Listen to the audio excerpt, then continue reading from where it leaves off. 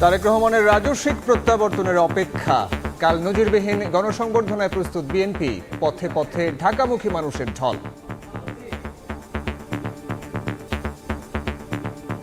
আমরা সবাই উজ্জীবিত। বগুড়া থেকে প্রায় লক্ষাধিক নেতাকর্মী আমরা ঢাকায় আগমন করছি। এই দেশের অবস্থা সব কিছু ঠিক হয়ে যাবে ইনশাল্লাহ। সবাই তাকে অভ্যর্থনা জানানোর জন্য ঢাকার পথে অভিমুখে তারা রওনা হয়ে গেছে। তারেক রহমানের 3 দিনের কর্মসূচি প্রকাশ বিএনপির।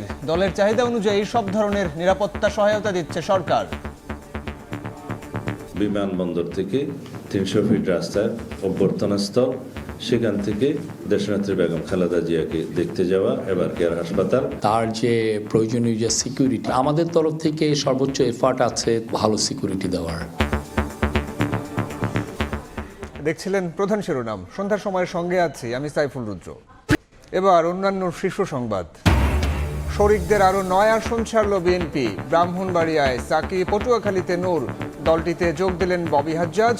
লড়বেন ঢাকা 13 আসনে, দলীয় নির্দেশনা না মানলে ব্যবস্থা। আচরণবিধি লঙ্ঘনের অভিযোগ জামায়াতের। ভোট কেন্দ্রে সিসিটিভি ক্যামেরা স্থাপনের পরামর্শ। সময় মতো নির্বাচন হবে কিনা শঙ্কা এনসিপির। ইসির সক্ষমতা নিয়ে প্রশ্ন।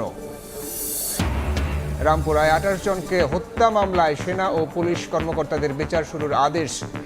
সাবেক ডিএমপি কমিশনার হাবিব সহ 11 জনের বিরুদ্ধে অভিযোগ দাখিল। এবং বড়দিন উপলক্ষে রাজধানী সহ সারা দেশে শেষ মুহূর্তের প্রস্তুতি। সেজেছে ক্রিসমাস ট্রি, গির্জায় গির্জায় বর্ণিল আলোকসজ্জা, 5 তারকা হোটেলেও নানা আয়োজন।